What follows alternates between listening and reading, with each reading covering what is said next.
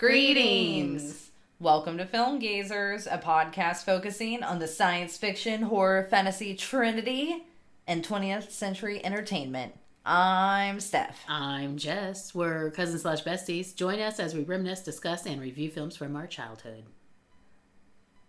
Meowdy. Meowdy.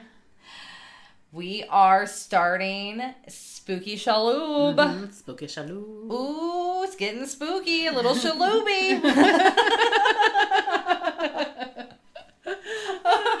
Oh, well, now we gotta change it to Spooky Shalhouby. How did I not see that? Spooky Shalhouby. That would have been way better. I'm gonna have to go edit that picture and then post it on Instagram. And then repost it. We're gonna give you Mr. Monk's last case in this episode, and then you're also gonna get 13 ghosts for Halloweeny. Yep. Appropriate. All appropriate. Mm-hmm. November, I believe we gave you a little tease. It's gonna be Big Back November. Mm-hmm. In honor of the Thanksgiving holiday. Yes. Something kind of food-based. And either ones we've maybe never seen before is kind of what we're leaning to, or one that possibly Jessica found disappointing, and we'll see if she still feels that way.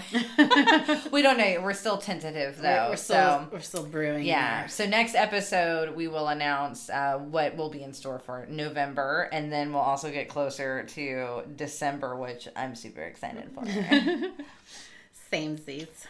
Anyways, I feel like also I just want to announce this is the first episode we've recorded. I feel like in 2 months where I sound like a normal person again. Mm-hmm. Not all phlegm. Just wanted to point that out. You're finally not sick. No, just then my cat got sick, so now my cat's sick. Someone's got to be sick apparently at all times in this house. Need a good cleansing. Yes. But, so other than me finally getting better and then also taking care of my cat, what have you been watching? What have you been doing? The new season of Frasier came out. Oh, well, there you go. Paramount Plus. Watched that with your mom, did you? Yes, I did. I did. Thanks for asking. Yeah, so that's, we just watched the 3rd episode last night. Nice. And I'm enjoying it. They're getting into their groove a little bit better this season. Finding their pace again. Mm-hmm. You can tell the writing's getting a little bit more... Not so... I mean, still sitcom-y, but not as bad as the first season. Yeah. So, I'm enjoying it. Well, good. That's good. That's good. That's good. I keep thinking, like, do I want to try it? I just don't know. If I would go for it if you're a Frasier fan. Yeah. It's good to see Frasier back in action. That's true. I like who they got to be Niall's son. I feel like it's a good casting. Mm-hmm. Okay. It doesn't well. Frasier's son is... I might need to go back and, like, watch the last, like, episode of Frasier. Yeah. Well, last couple, maybe. Yeah. Get an idea of just how it ended, like, a refresher. Right. I kind of don't remember. I've seen it so many times. Oh, like, yeah. See, I think I've only Frasier seen it maybe, like, once. Yeah. Maybe. All maybe the way twice. Through. Yeah, I think once all the way through, and then, like, random episodes. Mm-hmm. I don't know if I ever watched it, honestly, like, when it was out, I kind of kept up with it, but then I would watch a lot of reruns. So sometimes, like, the timeline kind of stuff would just blend together to me. And then I think I did watch it at least one time pretty full in its entirety.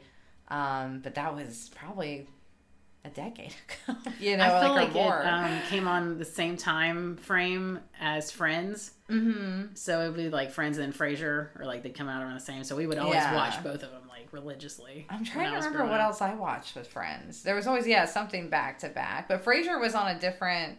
Was it on NBC? I don't know. I don't remember that part. So anything other than Frasier? I have been watching. Started over Brooklyn Nine-Nine as I fell asleep on the couch. Oh, yes, the fall asleep show. Yes. Because it makes me so sad that Captain Raymond Holt passed away. It's very sad. Yeah. That's why I haven't gone back to watch it. Because I feel like I'll just be a little sad because it's too soon. I don't know. I don't feel like he was old enough. Yeah. No, like, definitely not old enough. Like it wasn't like one of those like, oh, I guess we should point out too, like, rest in peace, Dame Maggie Smith. Ugh. Yeah. And then that picture that Our friend posted from our Facebook group of Now They're All Reunited. Oh my God, I know. And it was Dumbledore and Alan Rickman. I know. As soon as I woke up and I got like teary-eyed on the toilet. It was very sad. I know. And she was just a very good actress. So we just need to point that out that she was someone we both really like. So, but she lived a very long life. Yeah, 89. Yeah. So that wasn't too bad. Well, other than being super depressing, I have been just watching Dragon Ball Super. Duh. And we also started watching Alone. There was a season on Netflix that we hadn't seen yet. Always a good watch. I think we technically finished it last night, but I fell asleep, so I don't know who won. Oh, you're gonna have to rewatch. So today I'm gonna go pick up where we left off. Nice. And because I think I just shut down from the stress of worrying about the cat. But that's why we are going to be going on a vacation in a couple of weeks here soon. We will be in the Virginia area. We're really looking forward to it because I really need a little vacation. And like I said, the weather will be a lot cooler up there. So I'm really looking forward to it. Like it'll be nice to get out of the heat. Yeah. I think I just need to get out of the steam bath, guys. I gotta let my brain cool off. In this episode, we watched 2023's Mr. Monk's Last Case, a Monk movie. It was directed by Randy Zisk, written by Andy Breckman, produced by Lena Cordina, starring Tony Shalhoub, Traylor Howard, Jason Gray Stanford, Melora Hardin, Hector Elizondo, Ted Levine, and James Purefoy. Cinematography was by Giorgio Scali. It was edited by Elliot Eisman. And music was by Jeff Beal. And this was, of course, a point of note because this was a Peacock exclusive, original, whatever. We didn't realize that when we picked it out. We did not. I thought it was on Netflix for some reason. I did too. So thank goodness we had a friend who has a Peacock account and we were able to watch it through that and easy peasy. Speaking of that, I think I want to renew my Peacock account because after I was like, they have Botched on there. I forgot. That's why I was watching Botched. And I was like, I feel like I want to watch it again. No. It was released December 8th, 2023. And the running time is 97 minutes. So, there wasn't like a ton of actual making of stuff. There was just so many press releases I had to try to bog through to find some kind of like facts about actually making the movie. There's, I think, a lot of videos though, on YouTube. Oh, okay. I still don't, they still could have been though just like trailers and more of the advertisement, like the marketing for it. So here's what I got, guys. It's not a ton. Monk, of course, was a television show which ran from 2002 to 2009 on USA Network. Okay, yep, forgot about that. And it snagged 8 Emmy Awards. Nice. Yes, I remember at the time, this is when I would have been in basically kind of like high school and graduated. And 2009 is when I met Andrew. So I was even in my 20s, you know, when I was like 21 when the show ended. 2002 is when I graduated. Yeah. And by 2009, I had a 2-year-old. Yeah. So crazy. Yeah. So that's how long the show was on. And even then I remember I was like, oh, the USA shows at the time I feel like it was like only old people. That's exactly what I was going to say. USA I was like, shows. It was kind of like a modern Matlock is what I thought it was. It really was. And that was even some other stuff I was reading. They said that really the popularity gained in around 2002 after it released because it had that Columbo kind of feel is how they described it. Yeah, exactly. So yeah, it's more of for old people or that more of classic. And they took the Whodunit and made it a Howdunnit is also how I saw it written when it was being described in all these different reviews I basically was having to read instead of actual facts. But that is what a lot of people did say. So it did have even a big following then, and then with the pandemic, it started getting picked up by kind of a new audience. I would say people like me probably who maybe didn't watch it around that age, but they're older now, and you are more like open to watching that kind of show.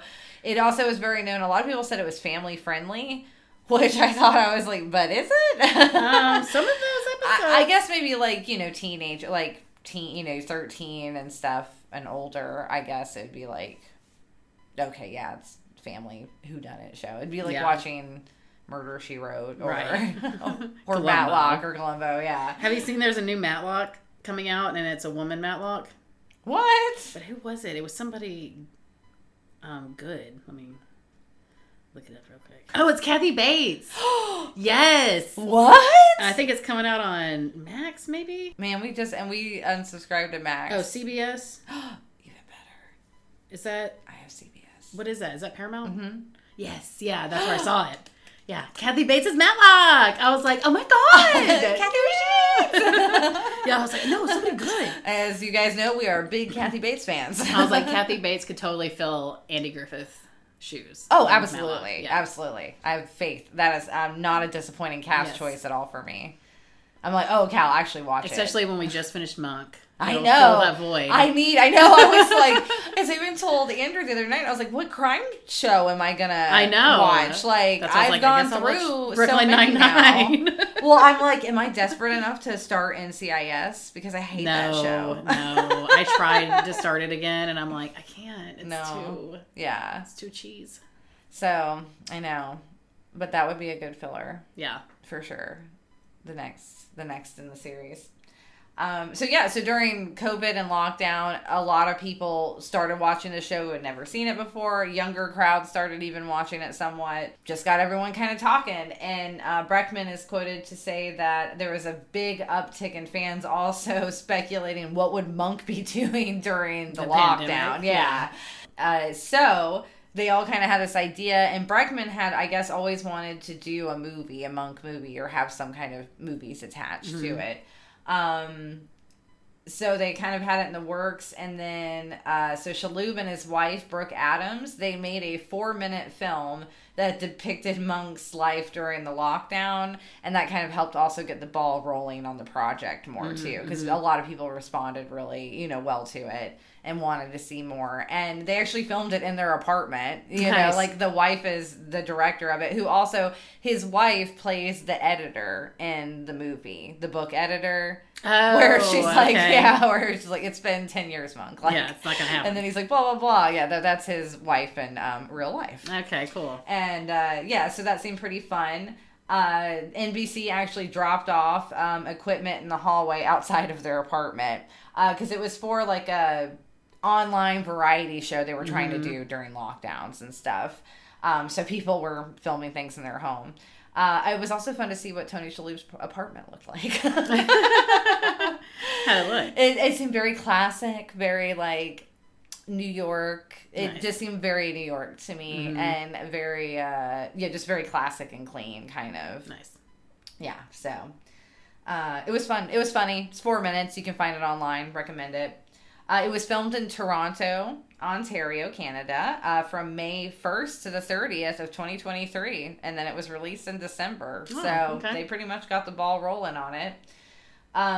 One thing that everyone had agreed on, even in most of the reviews, for even the people who didn't like the movie, was how easily all of the cast slipped back into their characters. Oh, for sure. I noticed that right off. Yeah, they were who they were then. And I had kind of forgot that the show ended in 2009, because obviously I just watched it this year, so it feels kind of new to me a little bit. Kind of a shock to see them, wasn't it? Yeah, it was. Like, because Leland, I was like, oh yeah, that was 15 years ago when it ended.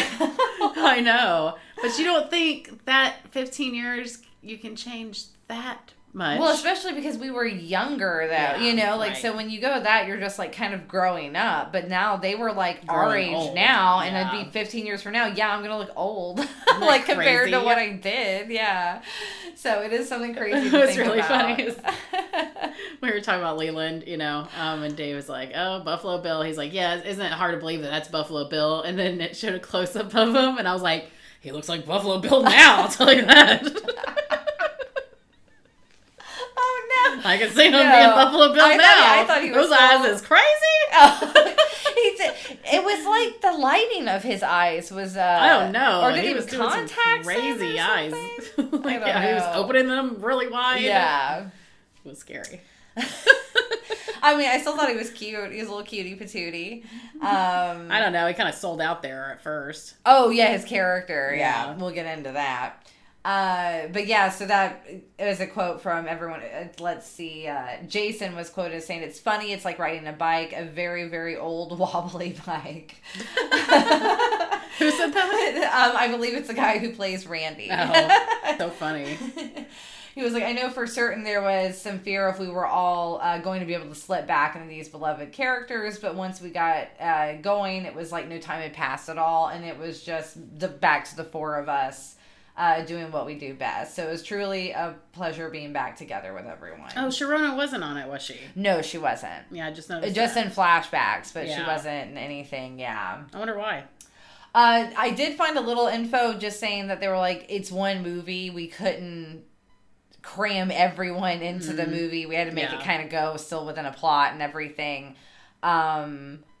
But still, you would think Randy and Sharona would have come for the wedding together. Right. Like, like some kind of cameo. I think if they had kids, it's older. Yeah. So I don't know if it's just because is there bad blood between Sharona? Just because, I mean, she did come back for the final episode, though, in the series. But it's also been 15 years, so she might even be more like, screw you guys, I don't want to. Like, you kicked me off, like, a long time ago. I'm not going to keep coming back. You didn't want to pay me. Right. Like, I wouldn't blame her. True. So, yeah. But, yeah, so, but Bregman is quoted of saying, I have an idea for another sequel I'd love to do. If the gods smile on this project, maybe we can get a chance to continue our journey again. So he's not opposed to doing more, just like standalone kind of movies. I think occasionally with the monk character, while Tony Shalhoub still wants to. That's awesome. Apparently, he's in his 70s. What? Yeah, that's what one of these things said. A 70-something, now 70-something. Whoa. And I was like, whoa, I did not. No, he looked fabulous. Yeah. I mean, when he wasn't trying to look like shit for the movie. Like, there were some scenes where I'm like, damn. They really made the, like, sunken feature look and some of the makeup they did on him in, like, one or two scenes. Like, because he didn't look like that in every scene, so I knew it was makeup. But I was like, Jesus. They make him look like he's on death's door. Like, he don't look like he's going to die. You don't need them pills. But yeah, pretty much that's it for the facts. Mm-hmm. It was all pretty much just kind of marketing and summaries, just the same thing over and over. Or I'm wondering, it seems like AI is so much more prominent now when I'm looking up. So they just give you some different facts things. Well, it's just you'll see like multiple websites, but you can catch that they were just literally doing something out of some AI copy thing. And it's like the same regurgitated stuff. Like, and then you don't even know if that's accurate necessarily, because AI just composes shit that's there. Like, it could be bad information. Yeah. Like, you don't know. So I'm like, God damn it. I really need to, I mean, I follow a lot of different platforms and websites and stuff. I need to just like really delve into more of like bookmarking, like probably old stuff from them and looking further into their archives maybe. I don't know. I'll find better ways, guys. It's a new world. I know. I feel like sometimes my facts have been a little lackluster lately on a few of them. Yeah, we've been under a lot of stress. So sometimes we have to like wait till the day of to and like. You're like, like cram it like we usually did in school. The night before is the best time to get things done. Now, Jess is going to take it away with the You Googled summary. Mr. Monk, a brilliant San Francisco-based detective with obsessive-compulsive disorder, returns to solve one last case, a very personal case, involving his beloved stepdaughter Molly, a journalist preparing for her wedding.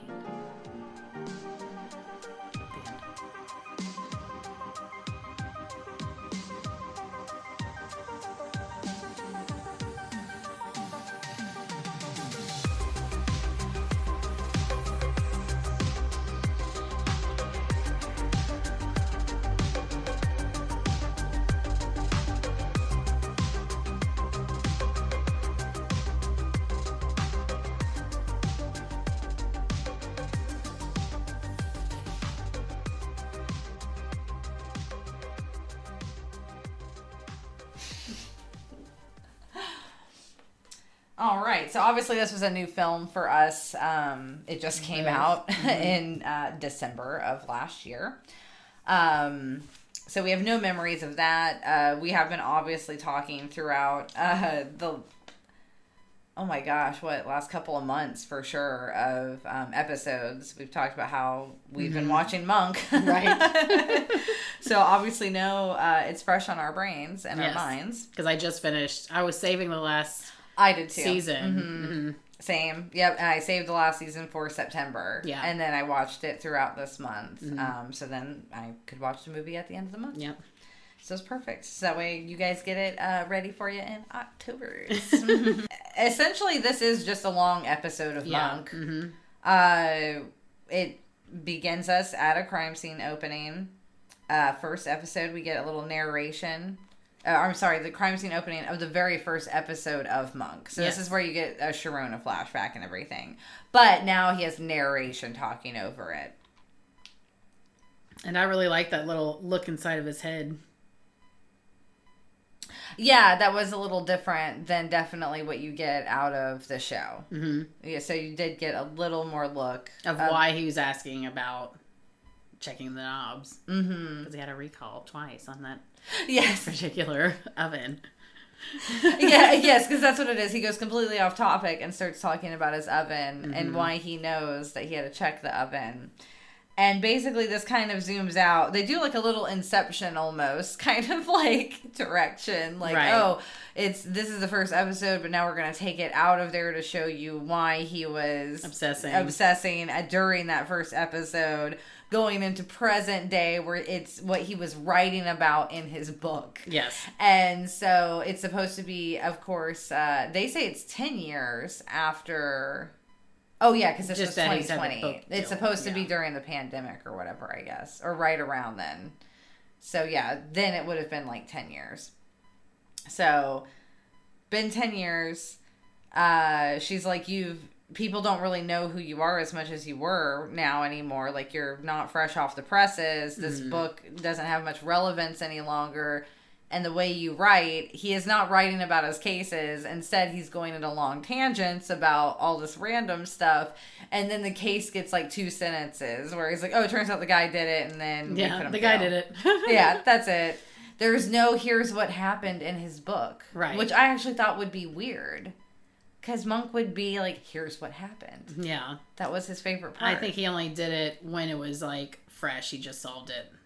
Then he was kind of over it, probably. I guess, but I mean, he's supposed to have like that, eidetic memory or whatever. He remembers everything. Yeah. I guess that's part of his problem, though, because he's also remembering what he was thinking during those times. Right. Which that's what he's writing about, what he was thinking during those times, not what was actually happening. I know. He's like, I thought you wanted what was going on inside my brain. He's literal. And, yes, the publisher is, like, not about it, and they're like, we need our money back. And Monk is, like, devastated because he was going to use the money to pay for Molly's wedding. That was the one thing she asked of him. Which I'm like, that's weird. You have parents. Yeah, she has adopted parents. Like, yeah, she literally has adopted parents, like, that raise her and stuff. So it's just weird that... Well, I don't know, though, because then when you see her reaction, did she even ask for it, or is that just what he assumed she wanted? Maybe, but I don't know. I believe the specific line was, it's the one thing Molly asked of me for her wedding. Yeah. I'm like, to pay for it? That's a lot. That's a lot. Especially considering he's supposed to be retired and not really doing cases anymore. Right. And even when he did he even get paid that much? Because he had a personal assistant. She got... Probably like $1,000 a week is what she said. Yeah. It was $900, I think. She said she wasn't taking a pay cut. Yeah. That's so I'm assuming she got paid more than $900. That's true. Which I'm like, that's good money now. Yeah. But either way, he basically does what he always does is make bad financial, like, decisions and... Spends all his money on weird shit. Yeah. I know, let's get real. In actuality, Monk could not sustain his lifestyle. Not with the way that they talk about the amount of money he makes, unless they're paying him quite a bit for each case, which I don't see. The police department? Yeah, exactly. They don't pay for anything. No, they have to. They're paying him. No, I know, but I'm just not much. There's no they can't. Exactly. It said, to afford to pay that. Natalie that much, it does seem all a little iffy. Right. seems all a little iffy to begin with. So The stats aren't there unless Monk is... And he's living in, like, San Francisco. Isn't it incredibly expensive to live there? Anywhere in California is. Yeah. That's why maybe their parents were, like, independently wealthy or something. What did it say happened? What were his parents like? I can't remember. They were weird, too. His dad's a truck driver. Oh, yeah. So that's what I was saying. Yeah. Like, nobody left them any money. Mm-mm. Was his brother maybe... No, his brother writes manuals or whatever. Remember? Yeah, but he doesn't go anywhere, so maybe he saves all his money. I don't know. Yeah, because they are in the family home, I guess. The brother lives in the family home. Yeah. Because he never left. Yeah. Well, didn't he get run out of there when the house burned down? Oh, yeah, but then they retcon that and act like it was just rebuilt or nothing ever happened because they show him the house again. Okay. They're anyway, like, just kidding. Hey, let's talk about nothing about the movie. Only the TV show. Back to it. Anyways. I did love how they were still using Trudy. The actual Trudy.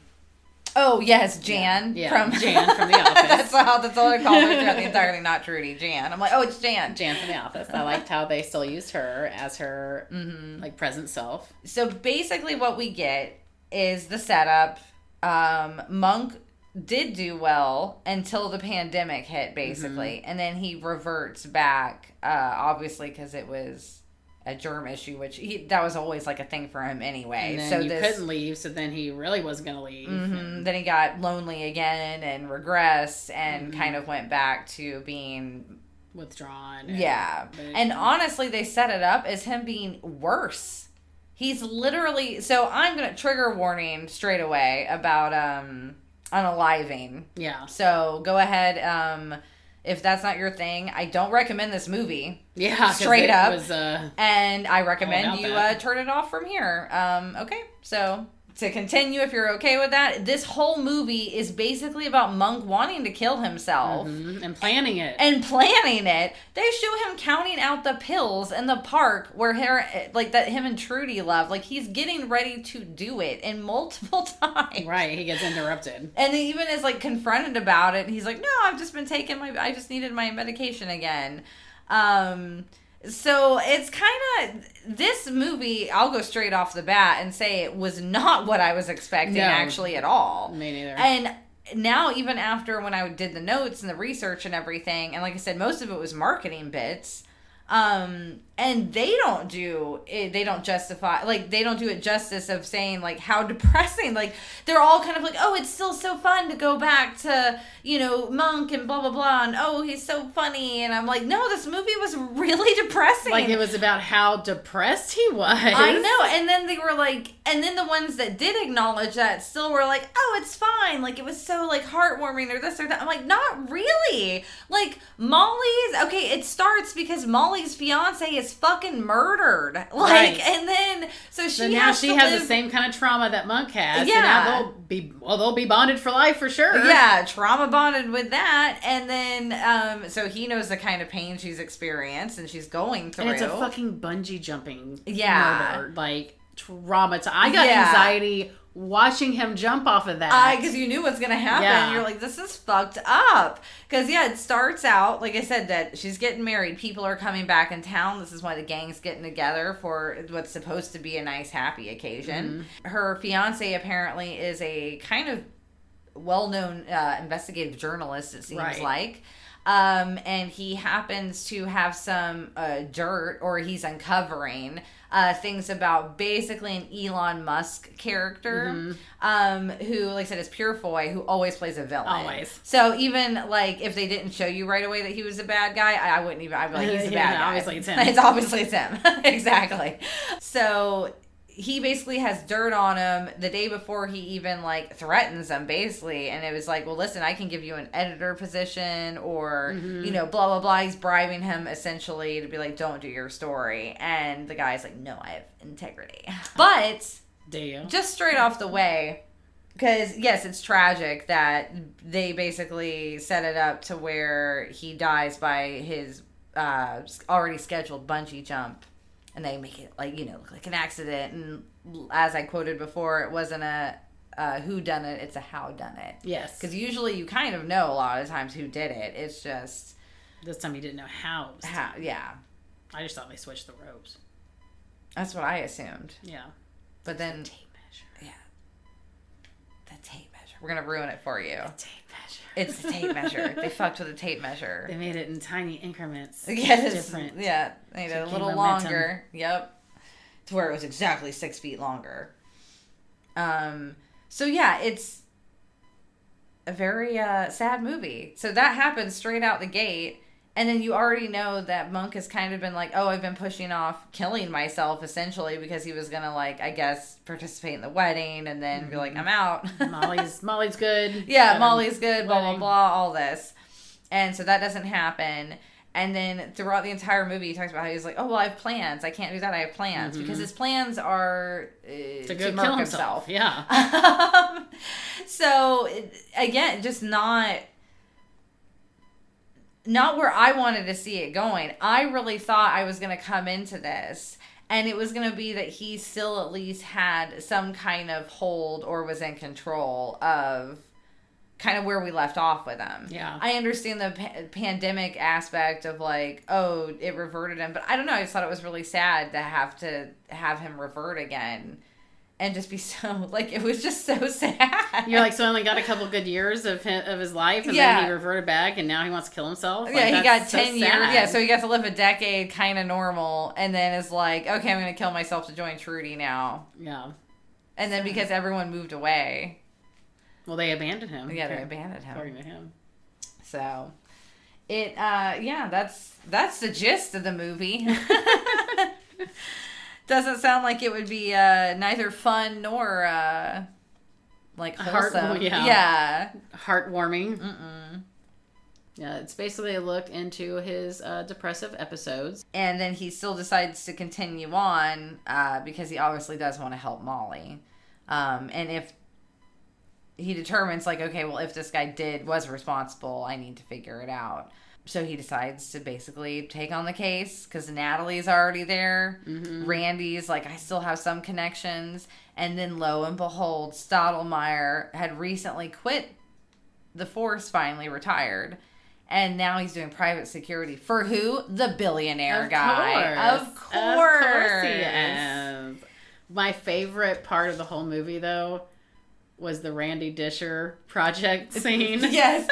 They play a prank on Randy that the people who were, like the gate people for the rich guy.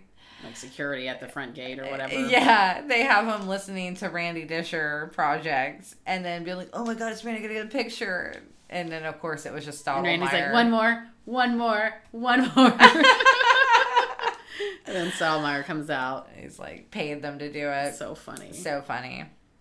I was like, good one, Leland. And I gotta say, Randy Disher aged very well. He did. I loved his skin fade. He had a very nice, attractive on him. He had a very nice haircut. Very good haircut. It was very flattering for his face.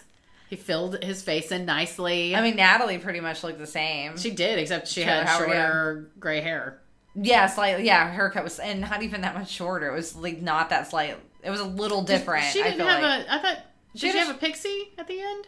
Yeah, I'm pretty sure she had a shorter haircut at the end, right? I thought so. Yeah. I mean, she looked really good. I thought. Yeah, she looked completely. And then, like I said, the guy, Levine, who plays Leland. Yeah. He looked good though. Like it did. His eyes just looked really brightly blue. I don't know if it's these cameras they kind of use nowadays or the frame rates or what, because it did look like it had like a sparkle. In a maniacal way. A little bit. I think too. He always acted with his eyes. I feel like maybe it was just more obvious with his different haircut and stuff now.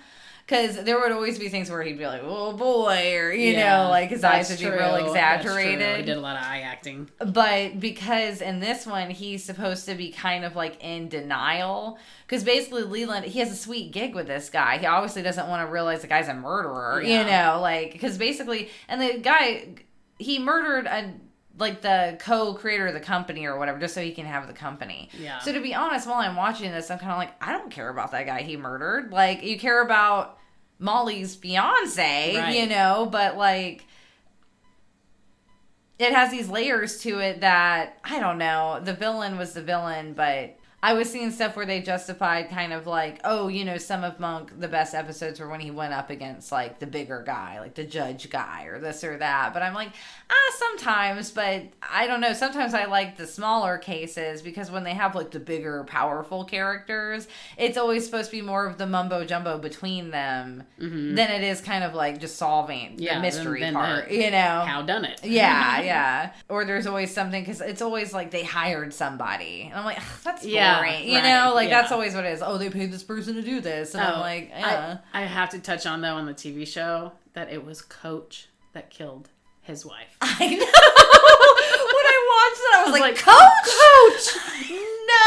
That was Andrew and I actually were like, if we can find Coach, we might watch that next. If you want to get real sitcom-y, we might delve back. I loved Coach. I remember liking it too. Yeah, we watched it If I watch it now, I can't tell you if I like it. I can't either. I bet it's real bad. But when I see that actor, I cannot think of his name right now. Yeah, and he was the dad in Poltergeist. And he was Mr. Incredible. Yeah. But in my mind, he'll always be Coach. I know. It's so crazy. Oh, and they did bring back, of course, Dr. Bell. So they do show Adrian, and I do like the gag they do later where they tell him, where he's like, I've been retired for 2 years, and he's like, I just love you, Adrian. Like, they're just so, now it's like, which you're like, is that healthy for them to have that kind of relationship now at this point? Now they're friends, you know, like, but Dr. Bell is such a sweet guy. I love that man. I love that actor. He's always in a bunch of supporting roles and stuff. He's got a great voice. Yes, he has a great voice. He does. So it was really fun to see him back. And then, oh my God, that got me in the feels though when he was crying. Yes, because basically you get to the point. Because he knows how Adrian is. He knows what he's got planned. And he's trying to tell him how many people actually love you. Exactly. Like, people care about you. And he's like, no, nobody cares about me. I've done nothing. I know. And Dr. Bell's like, I care. It was very sweet. So there were touching moments in this, but again, regarding the subject matter, it's still really dark. Yeah, you know? It's still depressing. It was just way darker than I was anticipating, for sure. To where this whole movie is just kind of tainted by that darkness. So eventually, Monk does his thing. Leland is kind of getting privy now because he knows Monk. Like, so while he's wanting to be in denial, it still shows him paying attention and like, shit, you know, like kind trying of not to pay attention, but he's like, damn it. Yeah, like seeing things he wasn't supposed to be seeing. And then, because again, he is the security guy for him, so he is the biggest end they have. And he's supposed to be keeping an eye on him anyway, so. Exactly. So it doesn't look too good, and of course he's like, he probably is the guy, like Monk's right. I loved when Natalie was driving and she was trying to do a 3-point turn to get out of that situation in the street, and I was like, oh, that's me. So funny. I did put the thing I put about the 3-point turn was it was one of those too long bits that they always do. Yeah. That is one thing throughout the show that they always did, and they made sure they kept it in the movie, was we're going to do this bit, but it feels like they always like beat the bit to death. Yeah. Like they're like, let's really over gag it. Which I think is supposed to be funny, but sometimes for me I'm just like, okay, I get it. Like she can't drive. Yeah. Same thing with the shoe. Because he figures out that the bad billionaire villain, is now going to start cutting his loose ends and killing the guy that he hired, of course, because that's how every billionaire like works. I said, the rich guy or someone in power, this is how all of those episodes worked, and this one was really no different. Right.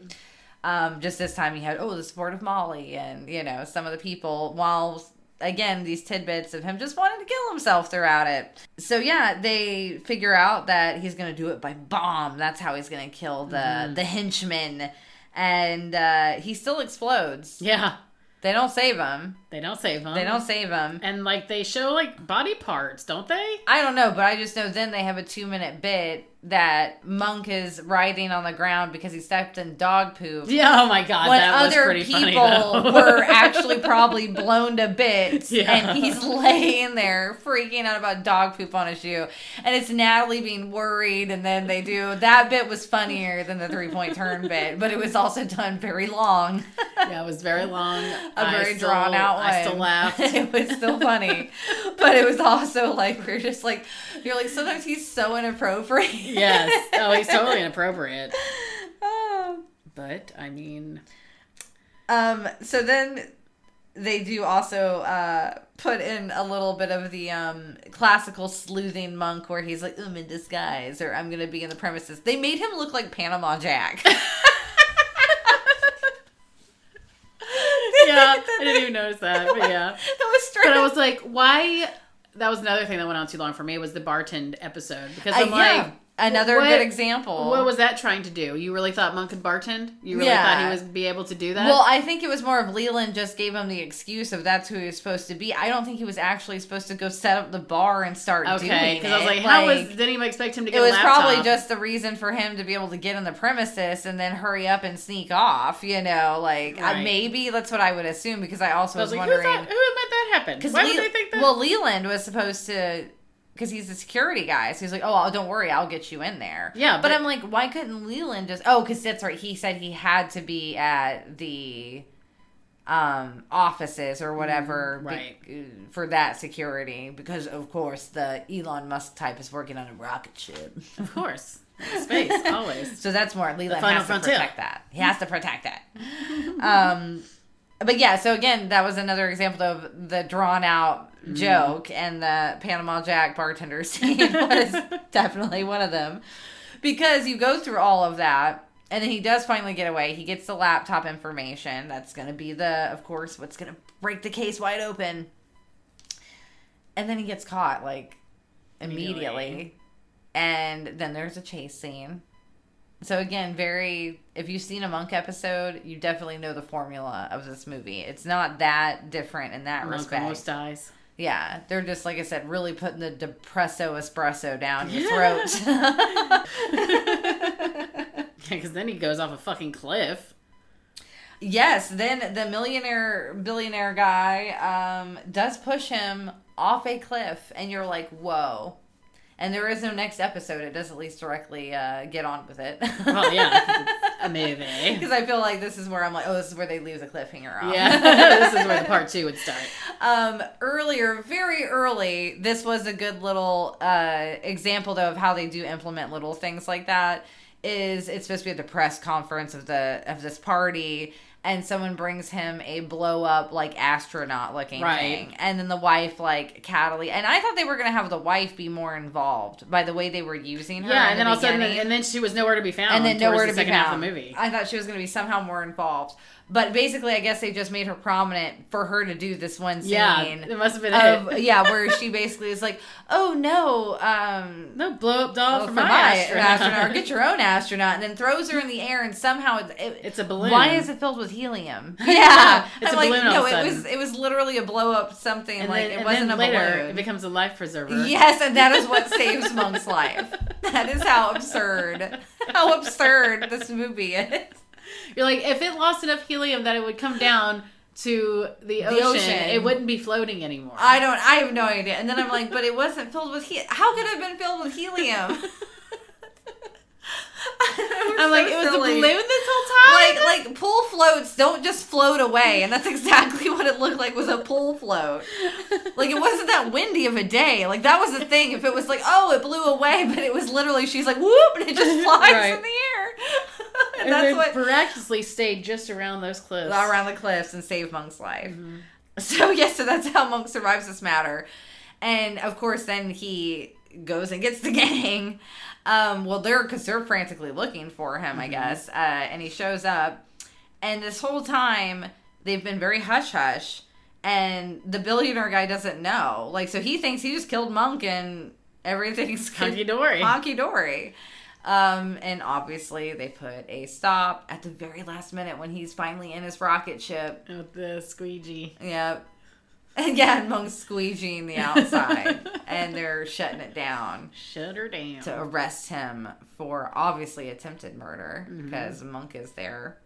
Right. And then also the murder of... The business partner. Well, no, it's the murder of... the fiance. The fiance. To where then I'm like, oh, and then this guy might even be getting charged for the murder of his partner later. If it's looked into, we'll see. Mm-hmm. So yeah, basically ends though with Monk is still gonna kill himself, basically. Oh yeah, he still has full plans until his little Trudy, hallucinations. I don't know what you call it. Psychosis. He just when totally he sees see dead people now. He can, he's full Haley Joel Osment in The Sixth Sense. And sees dead people. And he's like back at that park, right? Yeah. Gonna kill himself again. And then he sees it dawns on him that he could still be helping people. Because he figured, oh, look at all these years. There's still murder. There's still crime. All this is still happening. Like, what am I but a drop in the bucket? Yeah.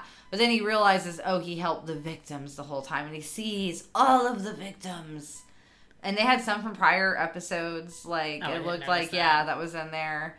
I'm still in the freezer. That's what the girl said. You caught that part? Yep. Well, that was because... I'm still in the freezer. Throughout the film, we do get glimpses of the new modernized police station. And there's the new police chief.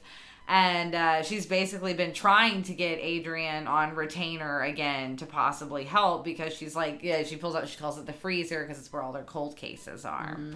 So then he realizes that he does have a means. I thought she meant she was still in the freezer, like in the morgue. Oh, no. I took it to mean the cold case when the woman referred to it like that. That makes sense But now. It could work for that, too. Yeah. It's like a double I was like, wow, that's dark. Like I said, this whole movie, though, felt rather dark.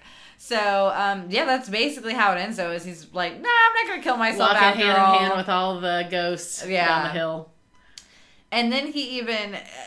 Molly at least even says, like, well, I'm going to be moving to New York, I think, I got a job offer. Where is this supposed to take place? They're in San Francisco. Oh, okay. Yeah, remember, Monk lives in San Francisco. So she decides, like, after all this happened, she'll probably take this job offer and start over. Mm-hmm. And she even says, you can come with me. And Monk says no, because he knows then they would for sure trauma bond. And it would be bad for her. Yeah. Like, he knows she would just revert and be, kind of stay at home and probably, just enable him and take care of him. Yeah, and they would probably enable each other. So he says no, and it seems like he is going to probably go on with solving cases again, or at least helping out in some kind of ways that he can.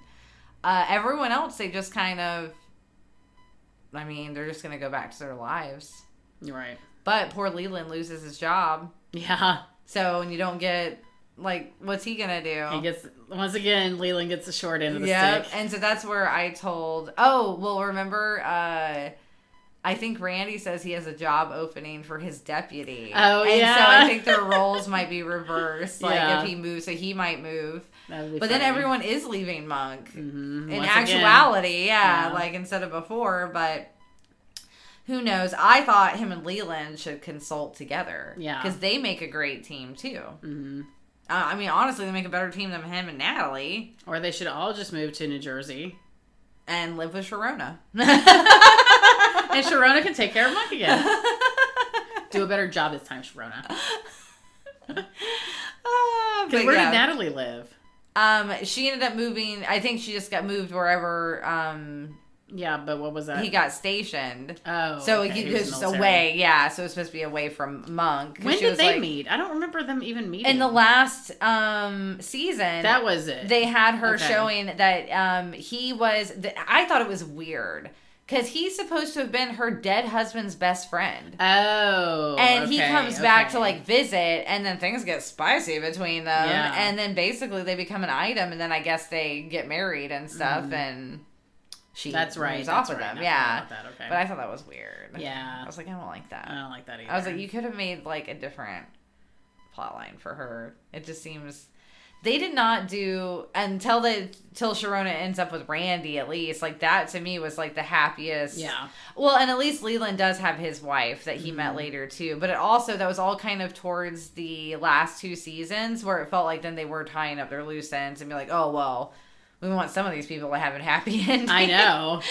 But then you didn't get as attached, though, to Like that guy you see in 2 episodes. The girl that Leland ends up marrying, you only see in a couple, to get to kind of know her a little bit, but that's kind of it. So I did, harking back to the TV show, his one wife that had that elaborate setup in the U-Haul. Yes, like that episode was good. Yes, it was. The pin rolled. Yeah, that's how they cut it. Why is the whole room moving? So if you can tell this, I mean, basically this episode I figured was going to turn into us just talking about Monk in general. So. Yeah. If you like Monk, watch the movie, but just be warned, it was way darker than I thought it was going to be. Has some good bits. There were a couple of lines that I did really like.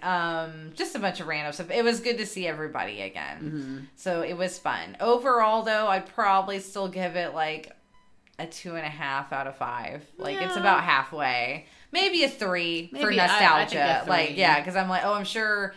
Especially if you watched Monk when it came out and then you didn't watch it for a while and then sure maybe you did a rewatch during the pandemic and then the movie comes, like it would be probably like, oh, this is like really fun and good. Mm-hmm.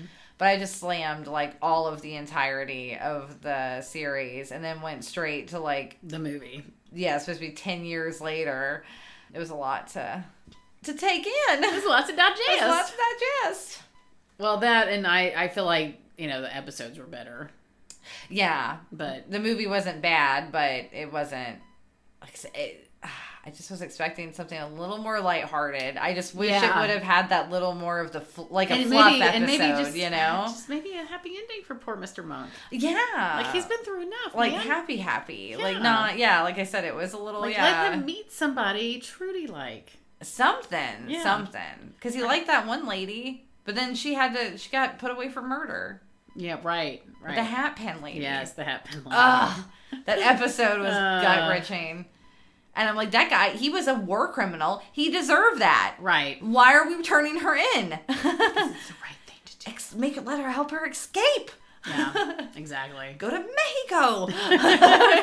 Live your best life. I know. Help them solve shit. Exactly. No. Work for the policia. Yeah, something. There you go. Well, that was Monk's last case, Mr. Monk's last case. Mm-hmm. As always, you can find us at Film Gazers on all of the social medias. Film Gazers podcast community on Discord. None of these things have we whatever. You know the drill. If you want to follow us, follow us. We do update Instagram. When our stuff comes out. Yeah. I update the artwork because that's my favorite If y'all would want to have more discussion with us, we would be open. But I'm tired of just I'm not going to talk to myself. I'm tired of one-sided conversations. As I look back and I've literally contributed nothing either. I want everybody to talk to me. I'm like, I don't have to do the work. I'm like, I need you to initiate something, and then at least I can come up with some ideas. I'm like, yeah, I agree. I'm like, I know. What it is, too, is I'll be, somewhere else completely. I'm like, oh, that would be something fun that I should put on the Discord. Or, oh, that might be a question or a discussion or blah, blah, blah. And then I'll get home and then completely blank. Yep, always. Literally can't remember it. Always. And I never seem to write it down in that moment. Or I'm busy, and I physically or when I do write can't. It down and look, I'm like, I don't know what that means. I don't know what that means at all. I know, right? It's so frustrating. But eventually, we'll get it all down, guys. So, 10 years down the road, maybe. 10 years down the road. Time to hit the dusty trail. Until next time. Later, taters.